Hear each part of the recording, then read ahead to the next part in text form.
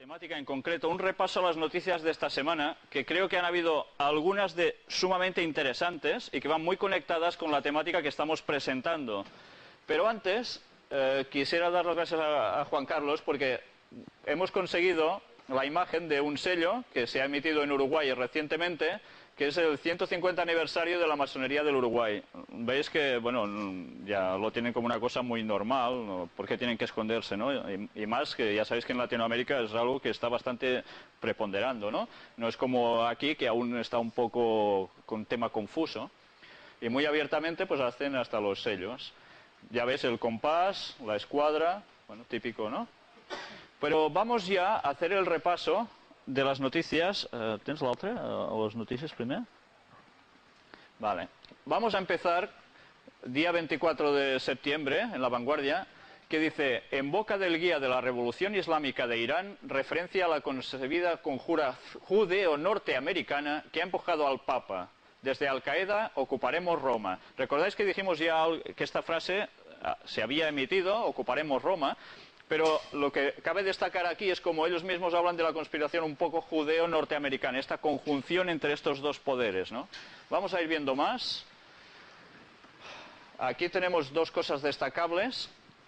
Y esta, miraremos a ver si luego tendremos que alargar conferencias o no, porque de este tema no os he dicho absolutamente nada. Pero es un tema sumamente impresionante.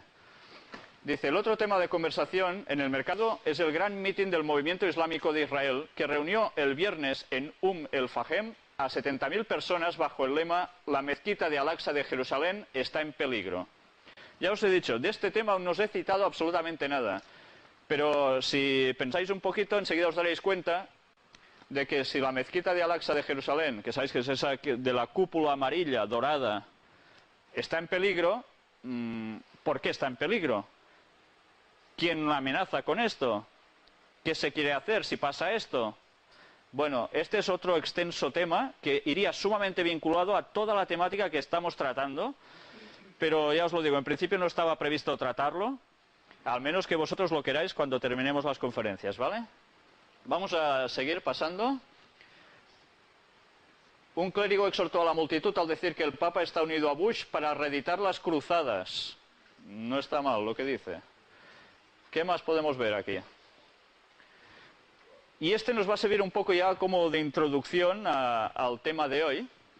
También apareció en un periódico y, bueno, nos va destacando un poco. Fijaros, bueno, vamos a leerlo rápidamente. Con López coinciden asociaciones de astrólogos de puntos tan dispares como Birmania, Gran Bretaña y Estados Unidos. El tema va precisamente del planeta Plutón, que deja de ser considerado planeta, ¿vale? En este último país, donde se calcula que el gasto anual en astrología es de 200 millones de dólares, estamos hablando de astrología, no de astronomía. Astrología, ya sabéis que es el modo de predecir el futuro a través de los astros. Algunos de ellos han asesorado a personas tan influyentes como el presidente Reagan.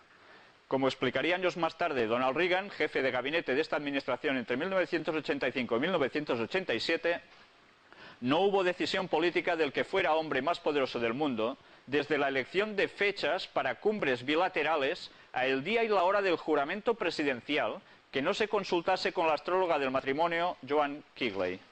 Increíble, parece, que políticos de primera magnitud, y antes de decidir hacer nada, consulten a sus astrólogos, incluso ya veis, poniendo días y horas concretas para hacer ciertas determinadas cosas, si no, no lo hacen.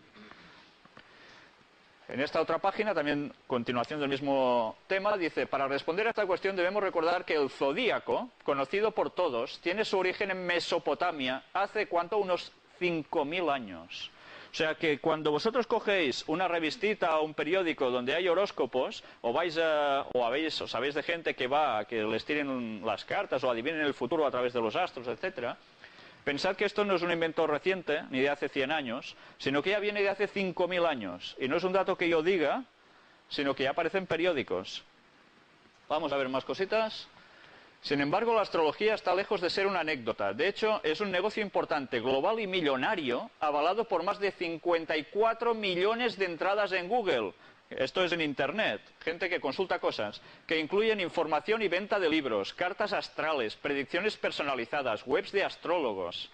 Como en su día hicieron los Reagan, en el mundo hay muchísimas personas que no dan un paso sin consultar con su astrólogo de cabecera, virtual, telefónico o real. En España no nos quedamos atrás. El estudio de jóvenes españoles hecho por la Fundación Santa María en 1999 revelaba que un 41% de los encuestados creía en la astrología y el horóscopo. No es para intervenir, pero la otra reunión vi que había que tenéis papel y boli. Sí. Hoy no lo hemos traído porque nadie cogía, precisamente. ¿Qué cosa? Vale, lo tendremos en cuenta. Merci. ¿Pots passar al següent? Y ahora, otra noticia. Ya veis, jueves 28 de septiembre del 2006. Merkel denuncia la autocensura. ¿De qué están hablando aquí? ¿Os habéis fijado que esta precisa semana en Alemania ha habido un conflicto de que se quería hacer una ópera escrita por alguien de hace muchos años, Wolfgang Amadeus Mozart, del cual aquí dijimos que había pertenecido a una logia masónica y que, sabéis, hay gente que dicen, bueno, él sencillamente entró con los masones porque le interesaba por cuestiones económicas de su propio bolsillo, porque la nobleza de ese entonces lo eran, por tanto le interesaba para poder trabajar. Pero claro, ¿qué interés podía tener una persona cualquiera en hacer una obra llamada Idomeneo, que sencillamente era el hombre contra los dioses? Y en la cual, en esta obra que se quería hacer esta semana en Alemania, aparecía uno de los actores con las cabezas en su mano de Buda, de Jesucristo, de otro personaje y Mahoma. Entonces, por miedo a que los fundamentalistas islámicos hicieran alguna desgracia, dijeron, pues no vamos a hacerlo. Claro, cuesta entender un poco por qué se prepara una cosa tanto y cuando ya está a punto entonces dicen que no, ¿no? Bueno, de esto podríamos especular mucho. Pero lo que está claro es que entonces Merkel, la presidenta de Alemania, ¿qué ha hecho? Pues decir, ¿cómo? ¿Nos vamos a dejar acuquinar? No, esto hay que hacerlo, porque si no sientan un precedente muy grave. Fijaros aquí, ponen una entrevista en el New Press, un diario regional de Hannover. La canciller federal, la democristiana Angela Merkel, calificó la anulación de Idomeneo de intolerable. Tenemos que tener cuidado con no dejarnos intimidar por el miedo a la violencia radical. No es tolerable una autocensura por miedo, afirmó Merkel. Pues si esta obra la van a tirar para adelante, bueno, lógicamente va a haber represalias, como pasó, y ahora lo vamos a ver, en otros precedentes. Fijaros si ha habido precedentes: Salman Rushdie, Tasmina Nasrin, Naguib Mahmoud, el Ballet de Béjar, el Gran Tamerlán, las caricaturas de hace aproximadamente un año y una serie de South Park que también aparecen temáticas conflictivas con el mundo del Corán. Entonces, fijaros como lo que decíamos, la confrontación se viene preparando desde hace unos años, largos años. Ya lo visteis en la Carta de las Tres Guerras Mundiales, no es una cuestión de hace 2 días. Lo que pasa es que ahora parece ser que ese acelerador lo están apretando mucho. Y en una semana están apareciendo noticias impresionantes. ¿Tienes alguna otra? Antes de empezar con la temática, también no sé si os habéis fijado, ¿recordáis en una de las cartas que mostramos la semana pasada? Había barriendo reformas y estuvimos comentando que gracias a todo lo que está sucediendo, las reformas de libertad personal se están recortando por todas partes. Y Bush esta misma semana ha sacado otra gran ley impresionante, aprovechando cierto momento que había su gente para ir a votar, ganando por una minoría, ha aprobado una ley tremenda en la cual, bueno, todas las libertades que una persona puede llegar a tener se le van a ir a la porra. Porque se dice que tú eres terrorista y tienen las pruebas ellos, la defensa misma no puede acceder ni a esas pruebas. Entonces, si te dicen eres terrorista, pues eres terrorista. Y te podrán tener el tiempo que quieran encerrado, antes no te venga el juicio y montones de cosas más. Bueno, si habéis oído a analistas por la radio o lo leéis en la prensa, os daréis que esto es realmente tremendo, porque la libertad está desapareciendo totalmente por miedo para tener seguridad.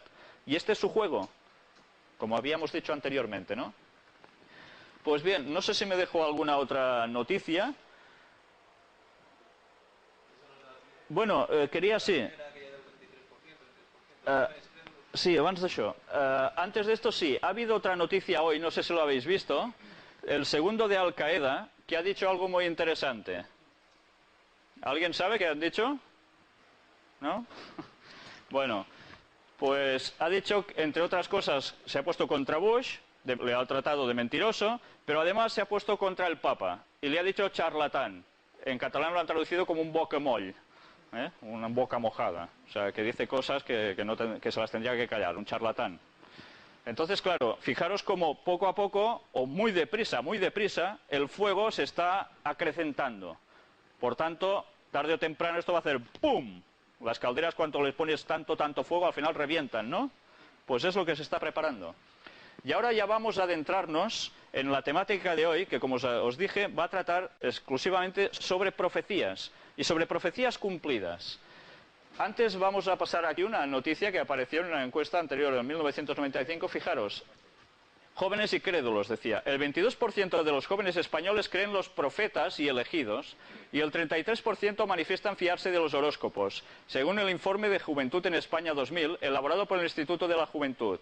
Curiosamente, las cifras relativas a ambas cuestiones se han incrementado notablemente con respecto a la encuesta anterior de 1995. O sea que cuanto más tiempo va pasando, más la gente cree en asuntos de profetas, astrólogos, etcétera, etcétera, que les predigan un poco todo lo referente al futuro. Y fijaros que estamos viviendo en una época en la cual precisamente la gente, dada la situación mundial, se pregunta ¿qué va a pasar con este mundo? La gente se da cuenta que este mundo no va bien, pero también se preguntan ¿y qué va a pasar conmigo a nivel personal o con los míos, ¿no? Con mi propia familia? La gente está padeciendo una cierta angustia. Entonces, ¿quién sale beneficiado de todo esto? Pues la gente busca soluciones. ¿Y dónde las va a buscar? ¿En la política? ¿En la filosofía? Ninguna de las dos vertientes puede ofrecer una solución. Entonces, fijaros cómo está. Incluso el propio Reagan, por poner un pequeño ejemplo entre muchos otros personajes, lo buscan en la astrología, en adivinos del futuro. Pero, ¿sabéis? Los videntes, que tenemos una imagen de una mujer con una bola, ejemplo característico de evidencia, también para saber si son muy buenos o muy malos se miden por porcentaje sus aciertos. ¿Sabéis? Los que están considerados sumamente buenos, entre ellos mismos lo comentan, tienen un porcentaje de acierto de entre el 20 y el 30%. O sea, esto quiere decir que tienen un margen de error de entre el 70 y el 80%, que es muchísimo margen de error. Y en cambio son los mejor considerados por muchísima gente. Y la gente más importante del mundo va a acudir a ellos. Pero, ¿no os gustaría encontrar a alguien que os diera el 100% de fidelidad absoluta en el cumplimiento de sus cosas? Claro, porque si encontramos a alguien que el 100% ¡pam!, lo acierta, rápidamente desestimamos el resto de gente que dice, bueno, pues esto lo acierto y el otro no. Vamos a intentar descubrir hoy si verdaderamente hay alguien que pueda ofrecer el 100% de exactitud en sus cumplimientos. Y para eso, ¿sabéis? No vamos a hablar ni de Nostradamus, ni del célebre San Malaquías, sino que vamos a hablar de los profetas que hemos venido tratando hasta ahora, que son los profetas bíblicos, que quizás son los más grandes desconocidos a nivel general, y que nos tendrán que demostrar si verdaderamente sus pretensiones de ser divinamente inspirados son ciertas o son un auténtico fraude. Y para eso tendremos que argumentar y demostrar con historia si eso se ha cumplido o no. Vamos a tratar de escritos que hace, por ejemplo, 3.500 años, algunos de ellos que estuvieron escritos. No estamos tratando de adivinos que se ponen hoy a consultar algo de futuro o a hacer predicciones, sino de gente que incluso hace 3.500 años que existió. Otros, bueno, pongamos 1.500 años antes de Cristo aproximadamente, otros hasta el 100 después de Cristo. Estamos hablando de gente de hace como mínimo 2.000 años que existieron. Vamos a ver si sus predicciones realmente se han cumplido o son una auténtica bola, una trola. Pero, primero de todo, sabéis que hasta ahora, cada vez que os hemos enseñado un texto bíblico, lo hemos mostrado aquí, y vosotros lo podíais seguir, ¿verdad? Pues, antes os he dicho que no vamos a tratar ni de Nostradamus, ni de otros profetas, o videntes que no cumplen el 100% de garantía. Vamos a intentar encontrar los del 100%. Además, pensemos una cosa, hasta ahora todo lo que hemos ido mostrando sobre el aspecto de la masonería, luciferanismo, etcétera, etcétera, tiene plena vinculación con Nostradamus y demás personajes que el mundo en general está considerando como auténticos profetas a los que se les puede seguir su criterio. Como estas personas vienen del mundo de las tinieblas, del mundo de Lucifer, yo personalmente no los voy a tratar, sino que lo que voy a hacer es cernirme sobre estos otros que dicen que son inspirados divinamente. Y lo que hoy vamos a hacer es repartir unos libros, no sé si, no, para todos no hay, intentaremos que sea uno para cada dos, para que vosotros mismos busquéis los textos. ¿Sabéis? Hay gente que cuando coge una Biblia se asusta porque dicen, uy, esto a mí, qué miedo, ¿no? Pues lo hemos estado haciendo hasta aquí, ¿eh? Que no os habéis asustado para nada de lo que hemos leído. Pues ahora vais a tener Biblias en vuestras manos. Y vosotros mismos vais a poder comprobar si lo que vamos a leer está escrito aquí o es un invento que me hago yo o que yo me he montado cuando lo veis aquí. Todas son iguales. Por tanto, cada vez que yo os diga un cierto texto de algún profeta, os voy a citar la página donde se encuentra. Las páginas las encontraréis, son unos numeritos que están en mitad del libro, más o menos, por arriba, si no recuerdo mal. Y os voy a decir el nombre del libro o del profeta, y así vos todos lo podréis buscar a la misma vez. Si vosotros abrís cualquier Biblia, veréis que está dividida en unos números gordos, que hay pocos, unos números más gruesos, y unos números más pequeñitos. Los números gruesos son lo que se llaman los capítulos, son unas subdivisiones que se hicieron, no por los propios profetas, sino muchos años más tarde, para poder encontrar más fácilmente los textos. Y los versículos igualmente. Los versículos son esos numeritos más pequeñitos que hay. Por tanto, cuando yo os diga un texto, os diré el capítulo, que es el número grande, y el versículo, el número pequeño, para que todos lo podáis ir buscando, ¿vale? A pesar de todo, si alguien tiene mala vista, también van a aparecer aquí, si no tenemos ningún fallo con la informática. Vamos a empezar con un texto de un profeta que pone en boca de Dios la pretensión de que solo Dios puede anunciar el futuro. El texto es Isaías capítulo 46, versículos 9 y 10. Es la página 542. Página 542. Supongo que el numerito está en medio, ¿verdad? De la página arriba. Vale. Pues así lo encontraréis más fácil. Página 542. Hoy tenemos luz adicional. Lectura buena. Bueno, ¿lo tenéis más o menos todos? Buscad el capítulo 46, que es el número grueso, versículos, numeritos pequeños, 9 y 10. Vamos a leerlo. Yo os lo voy a leer desde aquí, ¿vale? Vosotros podéis seguirlo en vuestras Biblias. El texto dice, según Isaías, acordaos de las cosas pasadas desde los tiempos antiguos, porque yo soy Dios, y no hay otro Dios, y nada hay semejante a mí, que anuncio lo por venir desde el principio, y desde la antigüedad lo que aún no era hecho, que digo, mi consejo permanecerá, y haré todo lo que quiero. Como os he dicho, esto lo dice profeta Isaías refiriéndose a Dios. Él dice, nadie más puede adivinar el futuro. Dejaros de tonterías. Solo yo, Dios, puedo decir el futuro. Vamos a ver si esto es cierto o es solo una fantasmada. ¿Me entendéis? Una pretensión absurda. Para hacer esto, otros textos dicen que utilizó a profetas y apóstoles. Vamos a leer dos textos. Buscad la página 881. Página 881. El libro se llama Hebreos. Y el capítulo 1, versículo 1.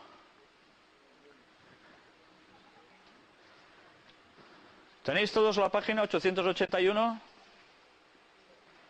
Hebreos 1.1. El texto dice, Dios, habiendo hablado muchas veces y de muchas maneras en otro tiempo, a los padres por los profetas.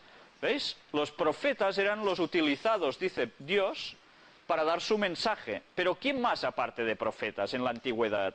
Buscad otra página, la 870. Estamos poniendo unas bases antes de adentrarnos de lleno en la profecía, ¿vale? El libro se llama Primera de Tesalonicenses, capítulo 2, versículo 13. Página 870. Y aquí nos dice, por lo cual también nosotros, sin cesar, damos gracias a Dios de que cuando recibisteis la palabra de Dios que oísteis de nosotros, la recibisteis no como palabra de hombres, sino según es en verdad la palabra de Dios, la cual actúa en vosotros los creyentes. Quien estaba escribiendo aquí era el apóstol Pablo. Por tanto, ¿a quién se utilizaba? Pues a profetas y a apóstoles, los discípulos de Jesús, ¿entendéis? Discípulos y otro apóstol como era Pablo, que no era uno de los 12 que tenían su séquito. Pues como ya hemos puesto un poco las bases, vamos a decir un texto que aún puede parecer más una solemne tontería. Luego tendremos que comprobar si esto es cierto o no. El texto se halla en la página 878.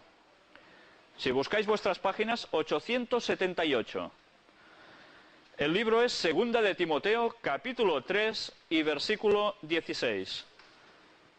Si no cabéis atrás, podéis iros aposentándoos como queráis tranquilamente, sin ninguna vergüenza. Este texto dice, toda la escritura, refiriéndose a toda la Biblia, es inspirada por Dios y útil para enseñar, para redarguir, para corregir, para instruir en justicia. O sea que cuando estamos hablando teóricamente de un escrito profético bíblico, es inspirado por Dios todo, entero. No es un invento de nadie. Esta es la pretensión de estos profetas y estos apóstoles. Hoy tendremos que comprobar si esto es cierto, ¿vale? Y ahora ya empezaremos de lleno con la primera profecía que vamos a tratar hoy. La primera profecía es referente a Babilonia. ¿Todos conocéis que llamado Babilonia? ¿Una ciudad también? ¿Sí? Vale. Bueno, aquí hay una ilustración. Sabéis que Babilonia se hizo famosa en el mundo antiguo por ser una de las 7 maravillas del mundo, en el cual precisamente había los jardines colgantes. Yo exactamente no sé cómo eran. Los pintores lo recrean como se imaginan que sería, porque no hay ninguna prueba gráfica de ello. ¿Alguien ha estado en Babilonia, en la ciudad de Babilonia? No. Pero, ¿verdad que habéis visto alguna foto de Babilonia, algún reportaje? Cuando hubo la guerra en Irak, que es donde está situada la antigua Babilonia, se hablaba, incluso se veían imágenes de los soldados acercándose por esos sitios. Pero yo no sé si vosotros visteis algún sitio así, perfecto, con sus arboledas. Yo no lo he visto, pero eso tiene una lógica aplastante. No lo he visto porque Babilonia ya no existe como ciudad, existe como ruinas. Entonces, vamos a hablar, precisamente es una profecía sobre Babilonia, que se encuentra, buscadlo, página 522. El libro se llama Isaías, capítulo 13, y vamos a leer varios versículos. Para empezar, nos situaremos con el 1, y luego vamos a leer ya la profecía en sí. Isaías 13, versículo 1, página 522, dice: profecía sobre Babilonia revelada a Isaías, hijo de Amoz. ¿Por qué pone esto? Porque Isaías era un nombre de persona, pero antes, en la antigüedad, no tenían apellidos. Entonces se tenían que hacer valer del nombre de su padre, de su progenitor, para saber quién era el que hablaba. O sea, no existía Isaías Pérez, ¿me entendéis? Tenía que ser, pues, Isaías, hijo de Amoz, que era su padre. Entonces, gracias a eso se va sabiendo en la cronología en qué fecha podemos poner a este señor en la historia. Pero antes de hablar un poco sobre Isaías, vamos a ver precisamente la profecía. Fijaros lo que pone aquí, del 17 al 22. He aquí que yo despierto contra ellos a los medos, que no se ocuparán de la plata ni codiciarán oro. Por cierto, ¿sabéis quiénes eran los medos? ¿Os suena de algo eso? Hubo un imperio llamado los medopersas, ¿verdad? Que eran 2 pueblos que se unieron por parentesco y juntos crearon un gran imperio. Pues fijaros, aquí se habla de ellos. Yo os digo una cosa, este escrito, luego lo veremos, se hizo precisamente cuando Babilonia estaba en apogeo. O sea, que no estaba en declive para nada. Y en cambio, se le ocurre a un señor ponerse en problemas y decir, pues vais a ver lo que va a pasar con Babilonia. Y él dice, he aquí que yo despierto contra ellos a los medos, que no se ocuparán de la plata ni codiciarán oro. Con arco tirarán a los niños, y no tendrán misericordia del fruto del vientre, ni su ojo perdonará a los hijos. Y Babilonia, hermosura de reinos y ornamento de la grandeza de los caldeos eran los habitantes de Babilonia, será como Sodoma y Gomorra a las que trastornó Dios. Y que ya sabéis vosotros que se dice que Sodoma y Gomorra quedaron extinguidas por un fuego, ¿no? Un fuego divino. Nunca más será habitada, ni se morará en ella de generación en generación. Ni levantará allí tienda el árabe, ni pastores tendrán allí majadas, sino que dormirán allí las fieras del desierto, y sus casas se llenarán de hurones. Allí habitarán avestruces, y allí saltarán las cabras salvajes. En sus palacios aullarán hienas, y chacales en sus casas de deleite. Y cercano al llegar está su tiempo, y sus días no se alargarán. Yo no sé si os ponéis un momento en la piel del profeta. Imaginaros que este señor, que además era judío, está en una tierra extraña, cautivo, y encima no se le ocurre otra cosa que inventarse que esa gran ciudad y ese gran imperio, básicamente la ciudad, en concreto la cita él, va a quedar hecha añicos. A ver, si vosotros pronosticáis algo así, en un sitio donde la realeza manda con plena autoridad, lo más seguro es que os ejecuten, pero vamos, seguro. Tenéis todos los números para terminar mal. Y en cambio estos señores, en caso concreto Isaías, no se le ocurre otra cosa que soltar esta profecía. Buscarse problemas, ¿verdad? Pues bueno, vamos a ver una cosa. Isaías, bueno, esto no era su foto, porque en esos tiempos no habían cámaras fotográficas, estos son cuadros. Isaías vivió entre los años 740 al 701 antes de Cristo. Fijaros que estamos hablando de muchos años. ¿Y sabéis cuándo cayó Babilonia? ¿En qué año? 538 antes de Cristo. Fijaros qué margen de diferencia entre el momento en que el profeta pronostica y el hecho pasa. Pero cuidado, él anunció el hecho, pero anunció muchos detalles concernientes a ese hecho, detalles que se tendrían que cumplir sobre esa profecía. Si cogemos un poco de historia, los medos, precisamente, fueron los que se levantaron contra Babilonia. En la próxima reunión incluso vamos a tratar en profundidad cómo hicieron el tomar Babilonia, porque es bastante interesante.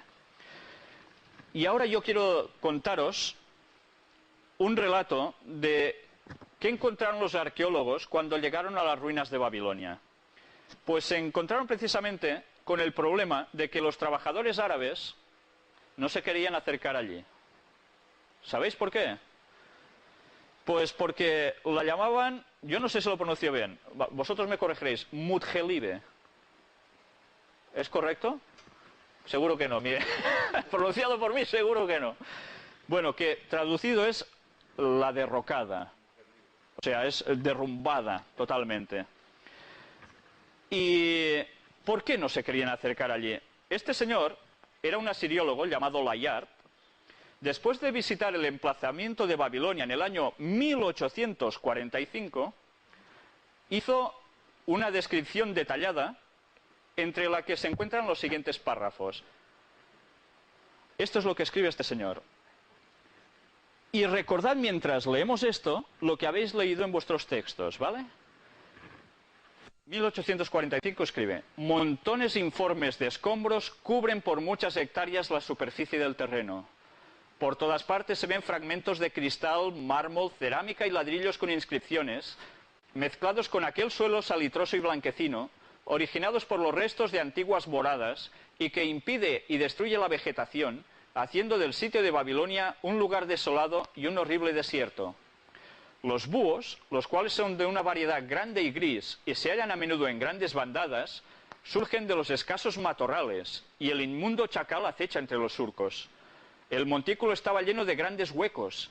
Penetramos en algunos de ellos y los hallamos llenos de osamentas y de huesos de animales recién devorados. Un olor inmundo e intolerable salía de aquellos restos repugnantes, así como de las galerías convertidas en cavernas de fieras que se habían abierto paso a las galerías por la parte superior del montículo.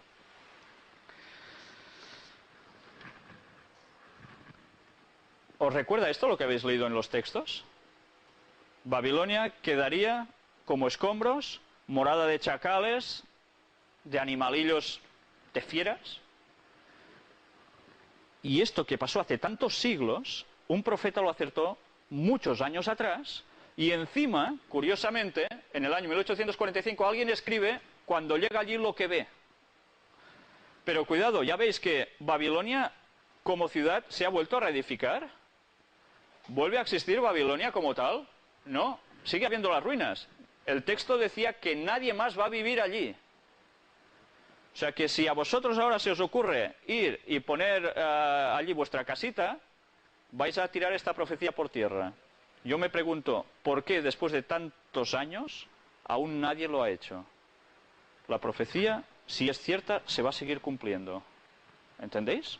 ¿Vosotros seríais capaces de hacer un pronóstico con esta precisión absoluta? Yo no. Si vosotros tenéis este don, enhorabuena, porque os vais a forrar. Y ahora vamos a tratar otra profecía que no tiene desperdicio y que yo cuando la conocí me llamó muchísimo la atención. ¿Habéis oído hablar de Tiro? ¿Os suena Tiro? ¿Sí? Está situado en el mar Mediterráneo. ¿Sabéis dónde está Israel? Palestina. Pues un poquillo más arriba. Pertenece al Líbano actualmente, ¿vale? Estáis situados, bien. Pues vais a buscar las páginas 623 y 624. El libro en cuestión se llama Ezequiel, que era otro profeta. Y vamos a buscar el capítulo 26 y vamos a leer varios versículos, no todos seguidos, correlativos, para no alargarlo más. Y iremos viendo toda la predicción que hace este profeta, precisamente sobre Tiro.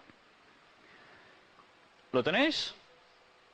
El texto dice: por tanto, así ha dicho Jehová el Señor: he aquí yo estoy contra ti, oh Tiro, y haré subir contra ti muchas naciones, como el mar hace subir sus olas, y demolerán los muros de Tiro, y derribarán sus torres, y barreré de ella hasta su polvo, y la dejaré como una peña lisa. Remarco esta frase: la dejaré como una peña lisa. Tendedero de redes será en medio del mar. No olvidéis esta frase. Porque yo he hablado, dice Jehová el Señor, y será saqueada por las naciones. Estábamos leyendo del 3 al 5. Ahora vamos a leer más versículos. El 7. Porque así ha dicho Jehová el Señor: he aquí que del norte traigo yo contra Tiro a Nabucodonosor, rey de Babilonia, rey de reyes, con caballos y carros y jinetes y tropas y mucho pueblo. Yo no sé si estáis percibiendo los detalles.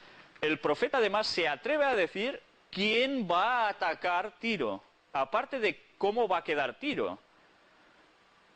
Vale, es como si yo ahora digo: mira, va a venir alguien de Valladolid que vive en cierto pueblo por allí, que se llama Pepe, ¿vale? Y vendrá justo aquí hoy y va a liar una que no veas. Hoy no, o de aquí 20 días, y que yo lo acierte. ¿Es que vais a quedar flipando? Pues esto lo hizo el profeta con mucha más antelación. Pero vamos a ver más textos. El versículo 12. Y robarán tus riquezas y saquearán tus mercaderías. Arruinarán tus muros y tus casas preciosas destruirán, y pondrán tus piedras y tu madera y tu polvo en medio de las aguas. Versículos ahora 14 y 15. Y te pondré como una peña lisa, tendedero de redes serás, y nunca más serás edificada. Porque yo Jehová he hablado, dice Jehová el Señor. Así ha dicho Jehová el Señor a Tiro: no se estremecerán las costas al estruendo de tu caída, cuando griten los heridos, cuando se haga la matanza en medio de ti. La descripción que le daba a Tiro no era muy halagüeña, ¿eh? La verdad es que si uno vivía en Tiro, se lo podía pensar dos veces si se iba corriendo de la ciudad antes de que eso pasara, si es que verdaderamente se lo querían creer que eso venía de parte divina. Ezequiel, fijaros, nos vamos a situar, vivió entre los años 592 y 570 a.C., y nos hablaba aquí de un personaje, el rey Nabucodonosor, rey de Babilonia, rey de reyes, muy poderoso, ¿no? Que vivió entre los años 604 y 561 a.C. Y ahora vamos a ver un poco con la historia. Primero vamos a enseñaros una foto de un señor que también tiene que ver con la cuestión. Bueno, este es Nabucodonosor. Y ahora vamos a ver otro señor. ¿Sabéis quién es este señor? Ah, sí, muy bien. Alejandro Magno. Qué vista, qué vista. Alejandro Magno. ¿Y qué tiene que ver Alejandro Magno con todo esto? ¿Sabéis que Alejandro Magno era precisamente de qué imperio? Del griego, ¿no? Hace relativamente poco se hizo una película de Alejandro Magno. Pues vamos a ver un poco la historia. Nabucodonosor, rey de Babilonia, no se le ocurrió otra cosa que ir a sitiar Tiro, la ciudad amurallada, durante, ¿sabéis cuánto tiempo? No un día, ni dos, ni cuatro. 13 años. Antes eran un poco brutos haciendo las cosas. O sea que cuando iban a sitiar una ciudad, la sitiaban bien. ¿Y de qué se encargaban? Pues, ala, vamos a ver, vamos a rodear la ciudad y como está amurallada, a ver quién es el guapo que sale. Como no se van a rendir, o a menos es lo que pretenden no rendirse, vamos a esperarlos a que salgan. Cuando salgan, pues ya, ala, a recibir, ¿no? Y si no, nos los llevamos cautivos. ¿Qué provocaban con esto? Pues claro, que los habitantes se terminaran la comida, se terminaran la bebida, se empezaran a matar entre ellos, en según qué sitio hasta comerse entre ellos, madres a sus hijos, etcétera. Esto pasó en Jerusalén, en concreto, entre otros sitios. Y claro, llega un momento en que o se rinden del todo o se mueren. Y cuando ya están sumamente debilitados, normalmente al final el rey, ¿qué pasaba? Se hartaba y decía, pues ala, vamos a derribar la puerta y entremos y los 4 que queden nos los cargamos del todo. Sí, más o menos. Pero, ¿sabéis qué pasó? Llega el momento en que después de 13 años, el rey Nabucodonosor recibe una noticia de estado y tiene que coger y largarse. No se puede quedar más tiempo allí. Y los de Tiro, pues la mar de contentos. Parecía que hasta allí había ido todo bien. Por cierto, los habitantes de Tiro eran fenicios. ¿Os suenan los fenicios? Eran gente mercader que se enriquecieron muchísimo aprovechando las costas del mar Mediterráneo y que incluso llegaron hasta Girona, a la Costa Brava, en Ampurias, en Rosas, esos alrededores. Estos señores griegos y demás que iban llegando, pues entre ellos estaban también los fenicios, estos mercaderes. Y llegaron a hacer tal cantidad de fortuna que eran considerados pues una potencia mundial en esos momentos. Por eso tenían unas murallas tremendas y una gran riqueza. ¿Y sabéis qué hicieron? Los habitantes de Tiro aprovecharon también, mientras estaban el rey Nabucodonosor sitiando, a pasar por ciertos sitios, aparte sin que los vieran, y en una isla que estaba a menos de 1 kilómetro de distancia, empezaron a construir otra Tiro. O sea que nadie se enteró y ellos iban haciendo otra Tiro. Y llega con el paso del tiempo, va pasando el tiempo, llegan 2 siglos y medio después, las tropas de Alejandro Magno. Y Alejandro Magno, que por esas cosas parece que no le gustaba mucho esa metrópoli rebelde, dijo, vamos a hacer una cosa.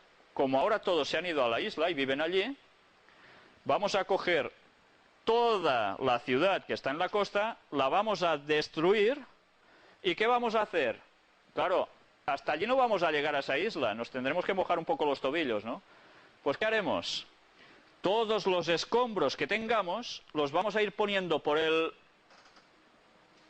desde la costa hasta la isla, haciendo un malecón. ¿Sabéis qué es un malecón? Viene a ser como un paso más o menos ancho o estrecho, depende de cómo se mire, en el cual se puede juntar un sitio desde un extremo hasta el otro. Y ellos hicieron esto, hicieron como diríamos, un puente, por decir algo, ¿no? Montando todo un camino. Y cuando llegaron allí, pues ya podéis imaginaros lo que llegó a pasar, ¿no? Hicieron una gran escabachina, o sea, bueno, empezaron a matar a mucha gente. Y, ¿sabéis? Hay cosas que llaman la atención. Resulta que de Tiro también se habla en los tiempos de Jesús. Precisamente era una ciudad situada a unos 40 kilómetros de Nazaret, de donde Jesús era original, ¿no? Pero, ¿sabéis? La vida de comercial de Tiro, después de ser saqueada y asesinados como pintaban aquí, tuvieron tanta fortuna que se rehicieron y volvieron a ir construyendo y la profecía parecía que no se terminaba de cumplir. Pero llega un momento en que empiezan a derribarlo todo, llega incluso a ser saqueada e incendiada por orden de Percenio Níger, este señor que veis aquí, en el año 193, porque precisamente se habían puesto en contra de otro personaje, que era Séptimo Severo. Y este señor que veis aquí, no sé, la verdad es que hace cara de muy simpático, es una caricatura de un personaje, no he encontrado la foto real, es lo único que os he podido contar, pero bueno, más o menos para que os hagáis una idea de quién era. Este señor era Omar, entre los años 633 y 638 después de Cristo.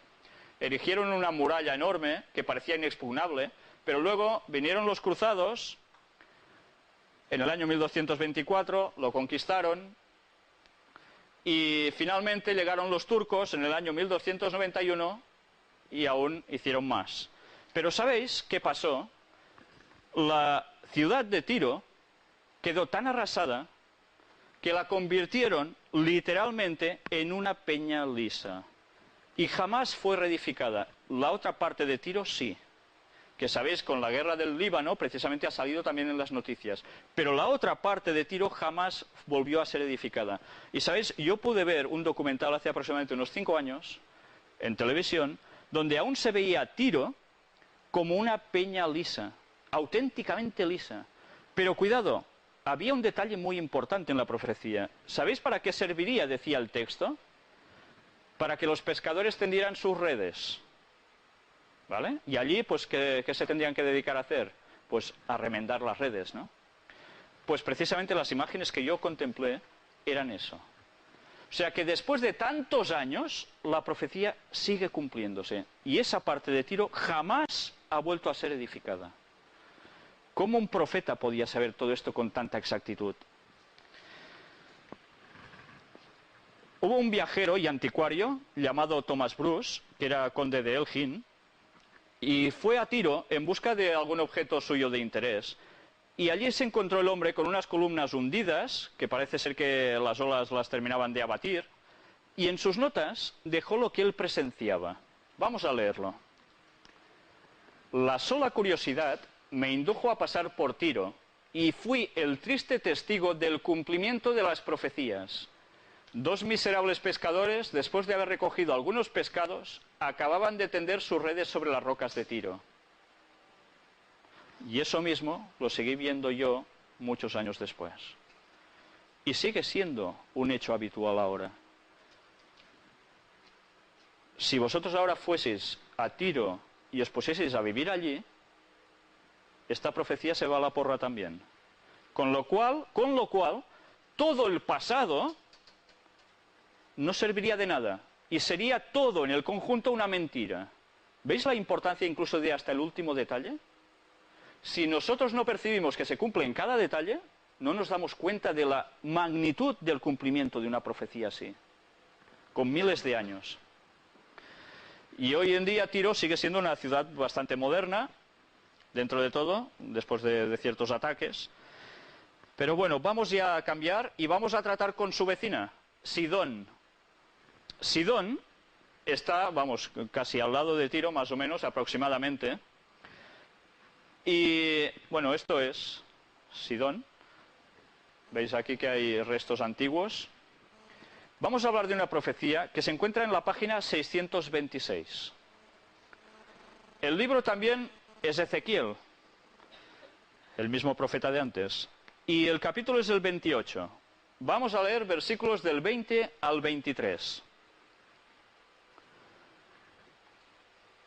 Dice el texto: vino a mí palabra de Jehová, diciendo: hijo de hombre, pon tu rostro hacia Sidón y profetiza contra ella, y dirás: así ha dicho Jehová el Señor, he aquí yo estoy contra ti, oh Sidón, y en medio de ti seré glorificado. Que yo soy Jehová, cuando haga en ella juicios y en ella me santifique. Enviaré a ella pestilencia y sangre en sus calles, y caerán muertos en medio de ella, con espada contra ella por todos lados, y sabrán que yo soy Jehová. ¿Veis un detalle distinto aquí? ¿Alguien puede percibir un detalle distinto de esta profecía a la que hemos tratado sobre Tiro? ¿Dice aquí en algún momento que Sidón va a desaparecer como ciudad? ¿Que va a dejar de ser habitada para siempre? ¿Lo veis? Yo no lo veo, ¿eh? Pues vamos a ver cómo precisamente esta diferencia entre dos ciudades vecinas se sigue cumpliendo hoy en día. ¿Sabéis? Vamos a hacer un poco de historia de Sidón. Resulta que Sidón pasó por numerosísimas batallas y ha sido así durante todos los siglos. El rey Cambises de Persia, este señor que aparece en un bajorrelieve, conquistó aquella ciudad en el año 526 a.C. En el 351 a.C. fue destruida durante una revuelta y sufrió precisamente un gran derramamiento de sangre. Cuando se rebelaron contra los persas, en el año 345 a.C., murieron 40.000 de sus ciudadanos. En esos tiempos las ciudades no eran mucho más grandes. O sea, morir 40.000 personas de una ciudad era casi bien desaparecer absolutamente. Lo más fácil era decir, pues nos vamos a otro sitio, como ha pasado tantísimas veces cuando ha muerto tanta gente en una población. Pues no, Sidón volvió a tirar para adelante, fue reconstruida. Luego cayó en manos también de Alejandro Magno, para variar, en el año 334 a.C. aproximadamente, viéndose así involucrada en la guerra de sus generales. Porque sabéis que Alejandro Magno, además, terminó mal. A los 33 años se muere por glotonerías, orgías, etcétera, etcétera, y sus 4 generales no se querían mucho, parece ser, pero sí querían mucho su imperio, y se empezaron a coger cada uno su parte de tropas y a guerrear entre ellos, con lo cual el imperio de los griegos se empezó ya a tambalear, no era tan poderoso como lo era antes, ¿no? En la época de Jesucristo, Sidón seguía siendo una ciudad rica y próspera. Luego llegan las cruzadas, en los años 1096 a 1270 después de Cristo. Fue sitiada en varias ocasiones, destruida, pero siempre reconstruida. En 1840 fue bombardeada por las flotas aliadas de Inglaterra, Austria y Turquía, y tomada por el almirante Napier. Como era de esperar, pues lógicamente hubo otra vez numerosos muertos, numerosos heridos. Incluso durante la Primera Guerra Mundial, pues también fue escenario de varias batallas muy fuertes. Pero sabéis, Sidón sigue existiendo actualmente, pero ya no se llama Sidón, se llama Saida. Básicamente el nombre sigue siendo el mismo. Pero ¿habéis visto? El cumplimiento de la profecía sigue en vigencia. Sidón aún está en pie. En cambio, Tiro, esa parte, no. ¿Cómo puede distinguir un profeta en un futuro tan lejano que las cosas sigan pasando con este cumplimiento? Y ahora vamos a tratar sobre Egipto. Sí, ¿no? Ah, vale, sí, es verdad, gracias por el apuntaje. Lo visteis todos en la guerra del Líbano, que duró 33 días. ¿Quién atacó precisamente a Sidón? Pues los judíos, Israel. Y aquí veis imágenes de esos ataques, ¿no? Quedó bastante maltrecha. Pero bueno, siguen reconstruyendo y siguen hacia adelante. Ya veis qué constancia, ¿no? Y ahora sí, ahora ya nos vamos por Egipto. Y de Egipto también escribió Ezequiel, curiosamente.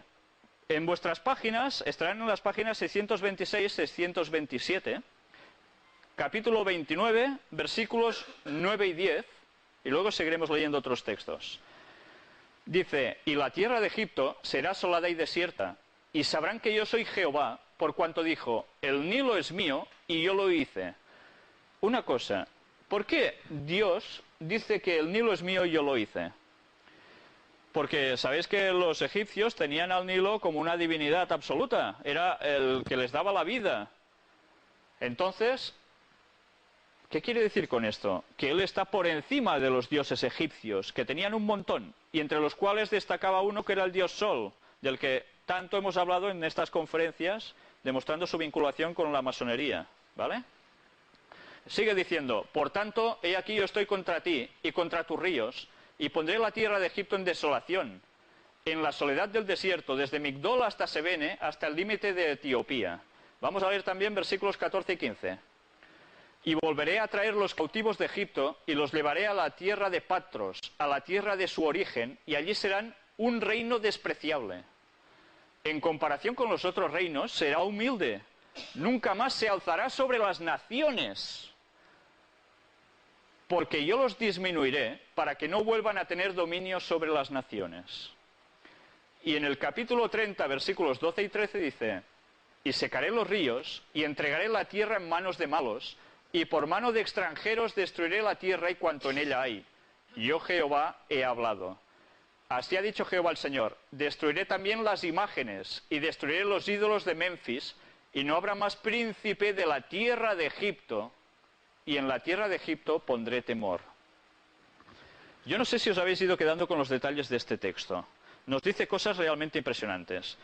Si hacemos un poco de historia, Nabucodonosor, cuando quedó chasqueado después de sitiar Tiro, marcha sobre Egipto para realizar saqueos. Y en esos tiempos Egipto era un imperio potente. Estaba bien Egipto. Sabéis que es conocido por los faraones, ¿no? Los invasores, ¿qué hicieron? Pues desenvainaron sus espadas y llenaron, como era de esperar, la tierra de cadáveres. Y la historia enseña que delante de Nabucodonosor, Necao, que era el faraón de esos momentos, perdió 100.000 de sus mejores soldados, que pronto está dicho. Y el faraón, ¿qué tuvo que hacer? Pues le entregó al monarca babilónico, ¿a quién? A su hija Nicrotis. Bueno, este es Necao, luego viene Nicrotis, que como van todos así tan bonitos, pues, bueno, aquí ya no está. Bueno, imaginaros una chica egipcia, ¿vale? Pues ya está. Pero, ¿sabéis? La venganza de Nabucodonosor contra Egipto no llegó a su culminación, sino después de la muerte de Ezequiel. Ezequiel pronostica algo y se muere. Él no lo ve. Pero después que él se ha muerto, eso se cumple. No es fácil hacer eso, ¿eh? Cuando surge un impostor llamado Amasis, Nabucodonosor se apresuró a efectuar una batida en Egipto en el año 567 a.C., 3 años después de la muerte de Ezequiel. ¿Cómo podía saber eso, Ezequiel? Pero, ¿sabéis? Las predicciones de Ezequiel respecto a la suerte de Egipto iban mucho más allá de sus días. Anunció la última invasión asiática del Nilo, llevada a cabo por los persas, estos señores que veis aquí, y la forma como serían destrozadas las divinidades de Tebas, que supongo que esto lo habéis visto en más de un reportaje documental, también de Zoán y de Memphis. Por tanto, la desolación de ese país fue pronosticada. Y, curiosamente, Egipto, que llegó a ser el granero del mundo, queda sellado con una expresión: la tierra de Egipto será asolada y desierta. ¿Qué es Egipto actualmente? ¿Con qué lo relacionáis, Egipto? Arenas, unas ciudades, alguna en concreto, el Cairo, bastante grande, el resto bastante miseria y ruinas, por tanto turismo. ¿Entendéis? Pues cuando estas profecías se pronosticaron, Egipto era un imperio superpoderoso. ¿Cómo podía saber el profeta todo esto? Aquí vemos imágenes de esculturas enormes. Estas imágenes son las que decía el profeta que serían abatidas. Y aquí las tenéis. Son ruinas. Y el pueblo de Egipto, ¿qué es actualmente? ¿Se enorgullece sobre otra nación? Dijo que nunca más se pondría por encima de las otras naciones. No podrían chulear de nada. Porque ¿viven de qué? De turismo. Por eso cuando los fundamentalistas atacan a los turistas, temen de que no vayan turismo, y si no va turismo, Egipto se hunde, porque están viviendo básicamente de esto. Pero claro, vamos a hablar un poco de los presidentes de Egipto. Yo no sé si os habéis fijado en el texto, pero decía que no habría presidente de Egipto o rey de Egipto. ¿Qué quiere decir esto? Vamos a hacer un poco de historia. Resulta de que los persas, en el año 345 a.C., entraron en un periodo de decadencia, los de Egipto, sometiéndose a griegos, romanos, árabes, turcos, franceses, ingleses. Fijaros todas las generaciones de otras naciones que han ido masacrando a Egipto con el tiempo. Y el rey Farouk, ¿os suena el rey Farouk I de Egipto? Los que seáis un poco mayores supongo que lo sabréis, ¿no? Que rigió precisamente los destinos de Egipto durante la década de los años 50, era descendiente de Mehemet Ali. que aquí no es este señor precisamente. Y no viene. ¿Sabéis quién era Mehemet Ali? Era un extranjero albanés que fue admitido precisamente como consecuencia de un convenio de 4 naciones europeas frente a los problemas con Turquía. Por tanto, el presidente no era egipcio. Pero cuidado, ¿quién manda actualmente en Egipto? ¿Lo sabéis? Hosni Mubarak, ¿no? Estamos mal de política internacional, ¿no? ¿Y Hosni Mubarak es egipcio? Pues tampoco es egipcio Hosni Mubarak. También fue puesto precisamente por intereses aliados europeos. Y fijaros que como presidente siempre o casi siempre está dando soporte ¿a quién? A gobiernos occidentales, mientras su pueblo cada día dicen que es más fundamentalista islámico. Entonces está reteniendo al pueblo más o menos como puede. ¿Eso va a durar siempre? Pero fijaros que la profecía decía, y no habrá más príncipe de la tierra de Egipto. Y así sigue siendo. Quien manda a Egipto sigue siendo un extranjero. Increíble que un profeta acierte esto con esta precisión. Para mí es alucinante. Y ahora Egipto, ya veis, es pasado. Aunque también en otra profecía de la cual vamos a hablar, no hoy, tiene una cierta importancia. Por tanto, quedaros con el nombre de Egipto, ¿vale? Porque en esa otra profecía sí que nos concierne a nosotros. Estas no nos conciernen a nosotros, de hecho, ¿verdad? Son profecías del pasado, salpican un poco el presente, pero de hecho a nosotros no nos tocan. En las que vamos a tratar posteriormente, sí. Y ahora vamos a tratar también sobre los judíos. Aquí tenéis sus emblemas característicos, la bandera de Israel y el candelabro de 7 brazos, ¿no? Muy característico. Buscad en vuestras Biblias página 163 y 164. Sobre los judíos también había pronósticos. ¿Vosotros normalmente veis en historiadores que hablen mal de su propia nación, que la pongan a morir, que hablen pestes de ellas? Eso no es lo normal. Cuando cogéis escritos de historiadores, hablan grandes cualidades de su nación, pero de los otros no tanto. Pero curiosamente, en el caso de los judíos, en los que se dicen que eran profetas, sí que hablan cosas buenas, pero muchísimas veces, y más en estas profecías en concreto, ponen a los judíos fatal, pero fatal. Y con esto, como decíamos antes, se jugaban el pellejo, se jugaban su vida por sus propios contemporáneos y de su propio país, de su propio pueblo. Pues vamos a adentrarnos un poco en esto de los judíos. Deuteronomio capítulo 28, si lo leéis en vuestras Biblias, vamos a empezar con el versículo 15. Pero acontecerá, si no oyeres la voz de Jehová tu Dios, para procurar cumplir todos sus mandamientos y sus estatutos que yo te intimo hoy, que vendrán sobre ti todas estas maldiciones y te alcanzarán. Aquí Dios les advierte, yo os he dado los 10 mandamientos, os he dado estatutos para que la nación funcione. Si no lo hacéis, tendréis problemillas. ¿Y qué problemillas son? Vamos a leer un poco más. Versículo 25. Jehová te entregará derrotado delante de tus enemigos. Por un camino saldrás contra ellos, y por 7 caminos huirás delante de ellos. Y serás vejado por todos los reinos de la tierra. O sea, nada bueno, ¿eh? Versículo 37. Y serás motivo de horror, y servirás de refrán y de burla a todos los pueblos a los cuales te llevará Jehová. Y era su pueblo, teóricamente. Versículos del 64 al 67. Y Jehová te esparcirá por todos los pueblos, desde un extremo de la tierra hasta el otro extremo. Y allí servirás a dioses ajenos que no conociste tú ni tus padres, al leño y a la piedra. Y ni aun entre estas naciones descansarás, ni la planta de tu pie tendrá reposo, pues allí te dará Jehová corazón temeroso y desfallecimiento de ojos y tristeza de alma. Y tendrás tu vida como algo que pende delante de ti, y estarás temeroso de noche y de día, y no tendrás seguridad de tu vida. Por la mañana dirás, ¿quién diera que fuese la tarde? Y a la tarde dirás, ¿quién diera que fuese la mañana? Por el miedo de tu corazón con que estarás amedrentado, y por lo que verán tus ojos.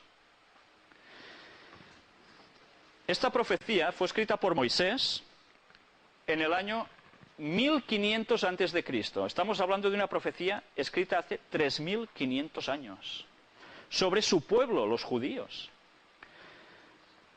¿Y los judíos hicieron caso de guardar los mandamientos de Dios a nivel general? No. ¿Y pasó lo que describía el profeta? ¿Sigue pasando lo que describe el profeta aquí? Si hacemos un poco de historia, nos damos cuenta de que los judíos tuvieron que hacer una diáspora, salir huyendo de su tierra, porque eran atacados, eran masacrados. Y en esa diáspora se van por todas partes de Europa, de África del Norte, y con el tiempo van llegando a todas partes del mundo. Y los judíos están extendidos por todo el mundo. ¿Pero por qué? Porque se quedaron sin su tierra, ¿no? Como no tuvieron ya tierra y fueron exiliados y deportados, se fueron esparciendo por todas partes, como decía el texto. Es curioso, ¿eh? Son el pueblo más extendido del mundo. Y el texto lo decía. Pero ¿os habéis fijado que también decía que serían motivo de burla, de refranes? ¿Quién no se ha pitorreado en su cultura, en sus refranes sobre los judíos? Incluso por aquí se había oído decir que eres más perro que un judío, que eres más tacaño que un judío. Perro judío, ¿verdad? Es que son cosas que han quedado en el argot. Y pensad que los judíos aquí en Girona estuvieron muchos años y fueron básicamente, bueno, gente muy preponderante en la ciudad. Un cementerio que está respetado. Sí, sí, sí, sí, sí. Entonces, fijaros que todo lo que estaba pronosticado se ha cumplido sobre ellos. Pero ¿no han soportado acaso innumerables persecuciones? Durante toda la historia, si vemos el ejemplo de la Segunda Guerra Mundial, ¿no iban marcados incluso con la estrella que dicen de David? Para distinguirlos. ¿No sufrieron todo lo que llegaron a sufrir? Pues sí, lo sufrieron. Eso es innegable. Y todo esto estaba pronosticado que les pasaría, estas desgracias, por apartarse de los mandamientos de Dios, por no querer hacer caso. Les vendrían estas desgracias. Cuando ellos estaban llamados a ser un ejemplo para todas las naciones y diciendo lo que Dios quería para todos. Como no hacen caso de eso, les pasan estas cosas. Una terrible consecuencia, ¿verdad? Pero vamos a hablar también de una profecía sobre su segundo templo. Sabéis que los judíos tuvieron dos templos. Tuvieron un tabernáculo que llevaban por el desierto, que era un santuario portátil. Luego, cuando se establecen en su tierra, montan el famoso templo de Salomón, del cual los masones cogen muchas referencias. Y bueno, ese templo termina mal. Luego, con el paso del tiempo, cuando regresan cautivos de Babilonia, levantan otro templo, el segundo templo, que esto del cual es una reconstrucción, porque ¿está el templo de los judíos actualmente? Que no. Esto es una reconstrucción. Y en esos tiempos de la época de Jesús, hubo un señor llamado Herodes, que para gozar del favor del pueblo, fomenta, ayudando económicamente mucho para la reconstrucción y quedar un templo realmente impresionante, muy bonito, pues parece ser que fue una auténtica maravilla. Pero resulta que aparece un personaje en la historia llamado Jesús, que todos habéis oído hablar. Y no se le ocurre otra cosa también que pronosticar algo contra cosas de su propio pueblo. Y esto lo vais a encontrar en la parte de la Biblia que se llama el Nuevo Testamento, que es cuando Jesús aparece en la historia, la página 715. El libro se llama Mateo. Y el capítulo 24, versículos 1 y 2. Fijaros qué dice Jesús. Cuando Jesús salió del templo y se iba, se acercaron sus discípulos para mostrarle los edificios del templo. ¿Por qué hicieron esto los discípulos? Como era un templo fantástico, los discípulos decían, mira, Señor, qué pedazo de templo más bonito tenemos. Y Jesús los sorprende diciendo, respondiendo él les dijo, ¿veis todo esto? De cierto os digo que no quedará aquí piedra sobre piedra que no sea derribada. ¿Este pronóstico pasó o no pasó? Jesús aproximadamente murió en el año 30 y algo de nuestra era, de la era cristiana. Pero ¿cuándo se cumplió esta profecía? Porque se cumplió, ¿lo sabéis? Pues precisamente se cumplió en el año 70, 40 años después que Jesús ya había muerto. ¿Y qué pasó? Pues que precisamente los romanos, por una revuelta que hubo, se liaron y tenían órdenes estrictas de no hacerlo, a atacar ese templo. Lo destruyeron, lo quemaron. ¿Y qué queda actualmente de este templo? Se dice, mucha gente dice, lo que queda es el muro de las lamentaciones, donde todos habéis visto, supongo por televisión, los judíos que se acercan y van haciendo todo el rato así con la cabeza sus oraciones. ¿Esto es el templo? ¿Son piedras que quedan del templo? No. Lo que les queda, que es esta pared, era sencillamente un muro de contención porque el templo estaba ubicado arriba. Por tanto, esto no forma parte ni de ese templo. Con lo cual, la profecía de Jesús de que no quedaría piedra sobre piedra fue totalmente literal. Absolutamente literal. Y buscad también la página 767. El libro se llama Lucas, capítulo 21 y versículo 24. También Jesús es el que habla aquí. Y fijaros que dice,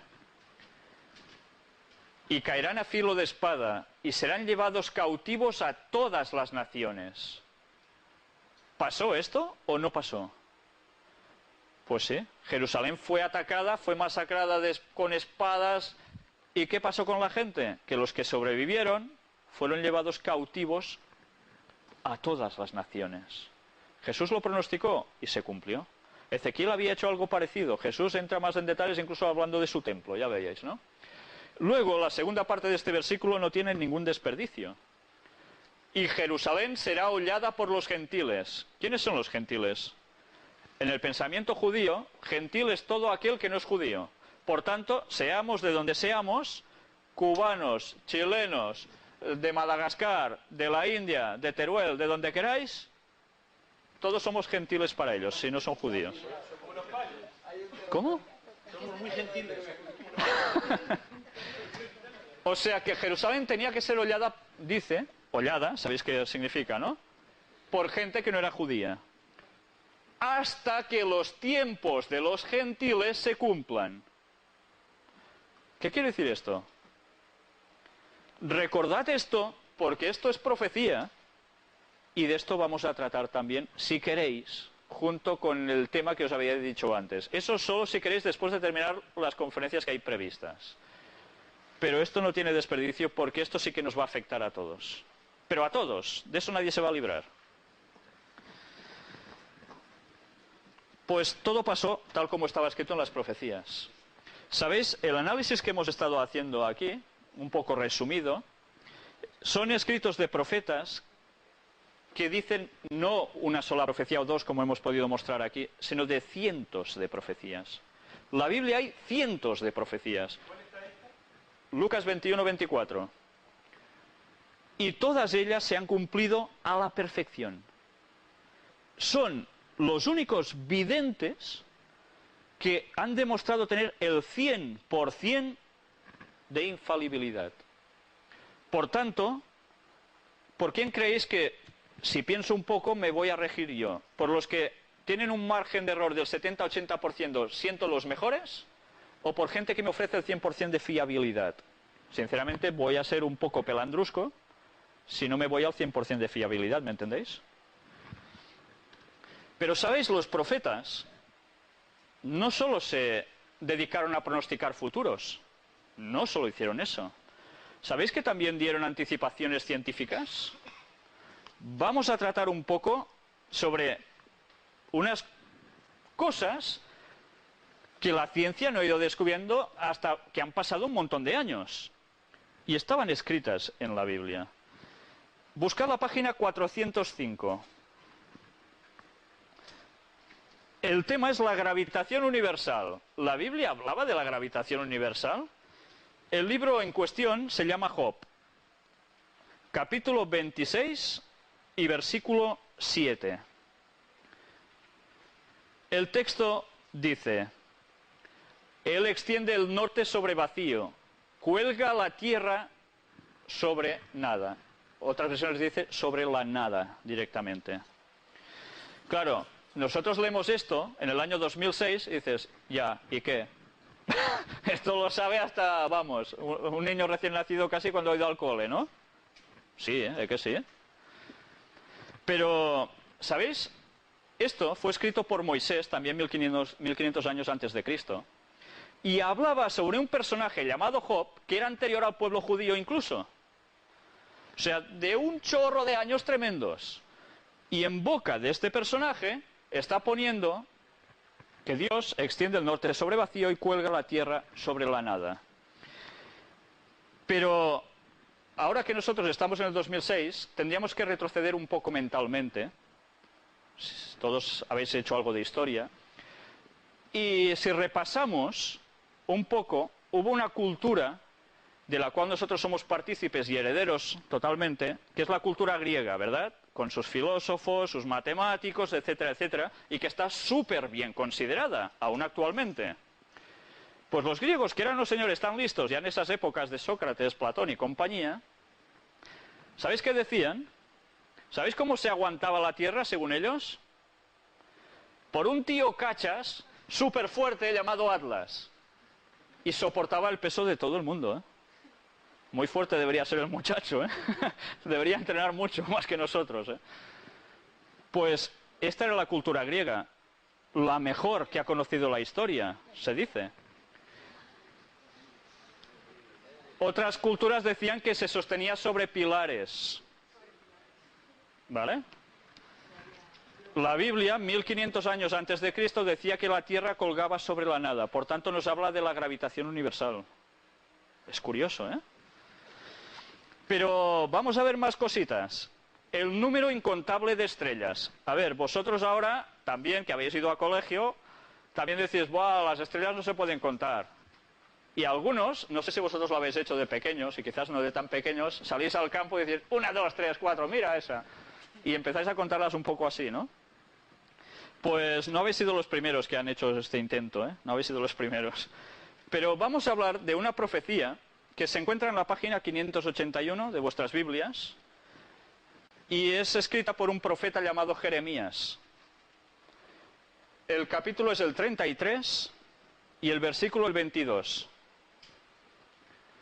El texto en cuestión dice, como no puede ser contado el ejército del cielo, se está refiriendo a las estrellas cuando habla de ejército del cielo, ni la arena del mar se puede medir, así multiplicaré la descendencia de David mi siervo y los levitas que me sirven. Está hablando sobre el pueblo judío, que sería un pueblo numerosísimo. Pero para ejemplo, para muestra un botón, le dice al pueblo Dios, como no puede ser contado el ejército del cielo. Y nosotros ahora también desde el 2006 decimos, pues ya, ¿eh? ¿Y qué? Eso ya lo sabemos todos, ¿no? La arena no la podemos contar ni las estrellas tampoco. Pero volvamos un poco a la historia. Por cierto, Jeremías vivió entre los años 645 al 586 a.C., para situaros. Y escribió esto en el año 604 a.C. Pues fijaros, en el siglo II a.C., el astrónomo griego Hiparco, este señor, había fijado el número de estrellas en 1, 2, 3, 4, 1022. No hay más, hay 1022 estrellas según Hiparco en el siglo II a.C. Luego pasan 3 siglos y llega el astrónomo Ptolomeo de Alejandría y se puso un poco chulo el muchacho.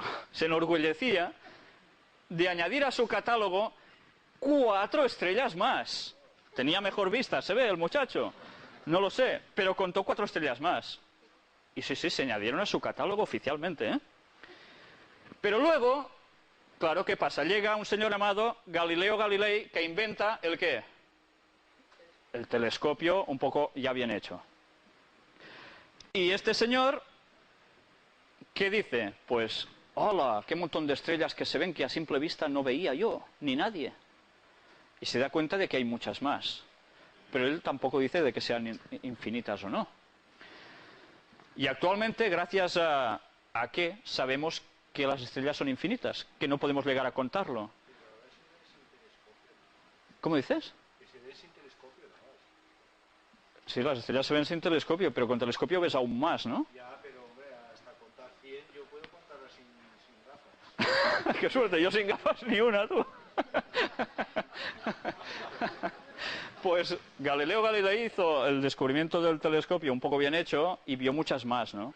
Pero actualmente, fijaros que, bueno, ya lo habéis visto, hay unos centros increíbles donde unos telescopios tremendos llegan a ir descubriendo cada vez nuevas estrellas, nuevas galaxias, incluso telescopios puestos desde el espacio para tener una mejor nitidez, y cada vez se va descubriendo que el infinito espacio es eso, infinito, porque no se le ve ningún final por ningún sitio.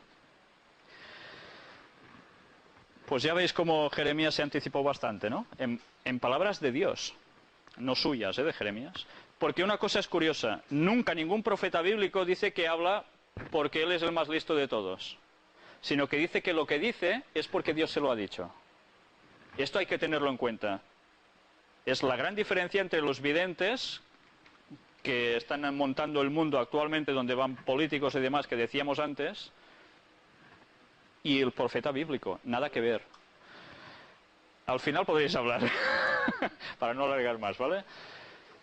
Hay una cosa que también es interesante, y es que los videntes actualmente también dicen, muchos de ellos, que reciben revelaciones de seres guías, gurús, espirituales. ¿De qué parte vienen? ¿De parte de Dios o de parte luciferana? ¿Recordáis que dijimos que no solo había apariciones de seres angelicales buenos y divinos, sino que también Lucifer hace lo mismo haciéndose pasar por bueno a veces, ¿vale? Él o sus ángeles. Y todo esto lo hemos ido mostrando aquí, ¿no? Pero ahora vamos a hablar también de otra cuestión, el peso del aire. Toma fórmula. Si vosotros entendéis esto, yo no. Pero esta es la fórmula. Página 406. El libro también es el de Job, escrito por Moisés, como os he dicho antes. Capítulo 28 y versículo 25. El texto dice, al dar peso al viento o al aire, según la versión, y poner las aguas por medida. Ahora, claro, sabemos que el aire pesa, ¿verdad? Pero ¿esto cuándo se descubrió? Pues no hace tanto de esto, hace pocos siglos. Y aquí, el profeta, hablando por Job, que era ya a saber de qué año, y ya estaba diciendo esto. Y ahora cuando se hacen cálculos, se cuenta con el peso del aire. ¿Cómo podía saber alguien que se nos pinta que los de antes iban con sandalias y 4 cosillas más, pobrecitos, saber esto? Pues si no era una revelación divina, ¿cómo lo podían saber, no? Esto y todo lo otro que hemos ido viendo. Pero, ¿vosotros sabéis la polémica que hubo porque la Tierra era o no redonda? Todos conocéis la historia de Colón, ¿no? Y su famoso huevo, el huevo de Colón. Pues bueno, esta foto es muy bonita, ¿no? La Tierra vista desde el espacio. Buscad la página 538.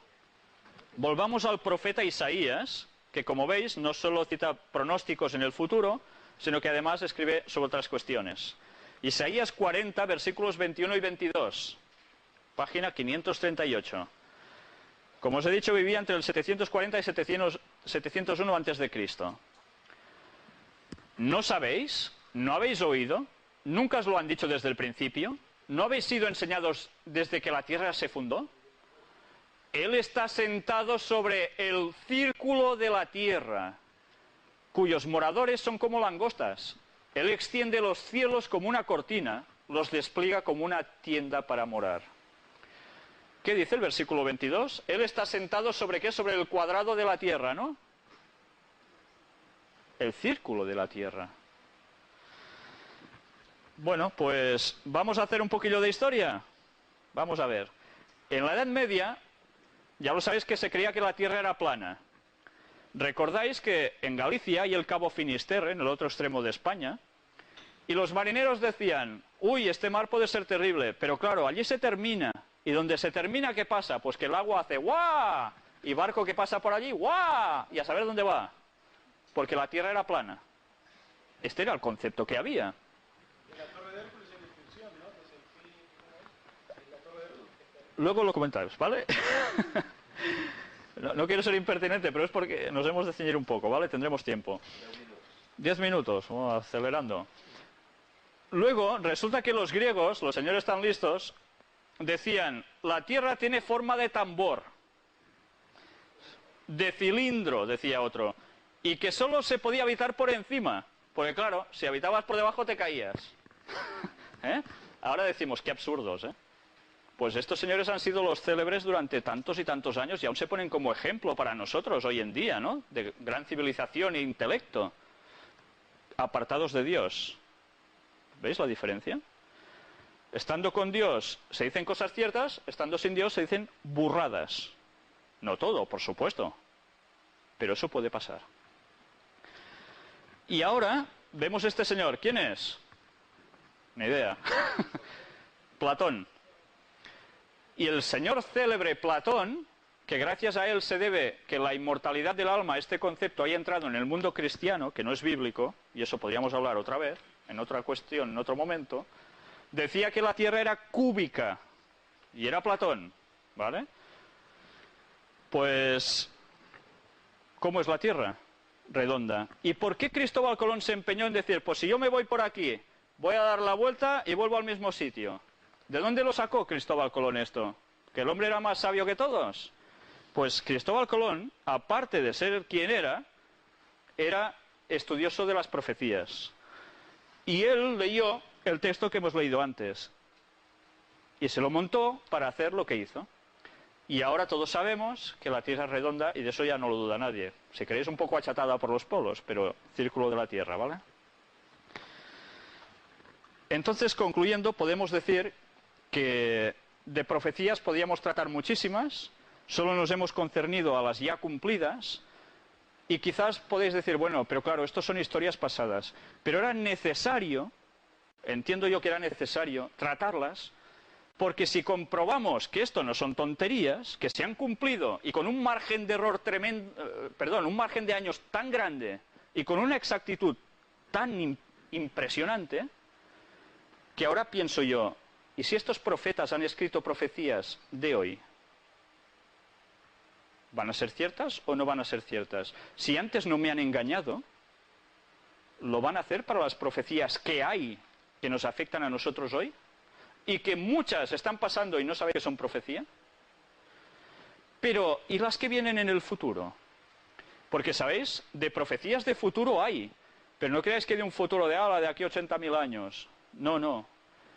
Cuando en estos textos se habla de profecía de futuro, son profecías que nos atañen casi ya a nosotros, porque quedan muy pocas por cumplir y se van a cumplir dentro de muy, pero que muy poco tiempo, y que debemos conocer, porque en esas, todos vamos a ser afectados, todos, nadie se va a escapar, si estamos vivos, claro. Por eso hemos querido poner un poco la base con todo esto. ¿Sabéis? Hay otro tipo de profecías en la Biblia que se llaman las mesiánicas. Las que decían que habría un Mesías que aparecería en la tierra en cierta época, que haría ciertas cosas, y que el mundo cristiano dice que se refieren a Jesús. Si eso es cierto, quiere decir que Jesús era Dios. No una persona cualquiera, sino Dios. ¿Se puede demostrar eso? Porque si eso es cierto, nos puede cambiar un montón de planteamientos. Tanto para los que decimos que somos cristianos, como para los que no lo son. ¿Se puede llegar a demostrar? Si queréis algún día, no estaba previsto tratarlo. Son realmente fuertes. Podemos hacerlo. Eso va a depender de vosotros, ¿vale? Si queréis saber la verdad. Pero bueno, yo ahora solo quiero apelaros a vuestro sentido común. Y si hasta ahora lo que habéis visto es verdad, os incito a pensar, ¿no será verdad todo lo que va a venir también si se puede empezar a demostrar?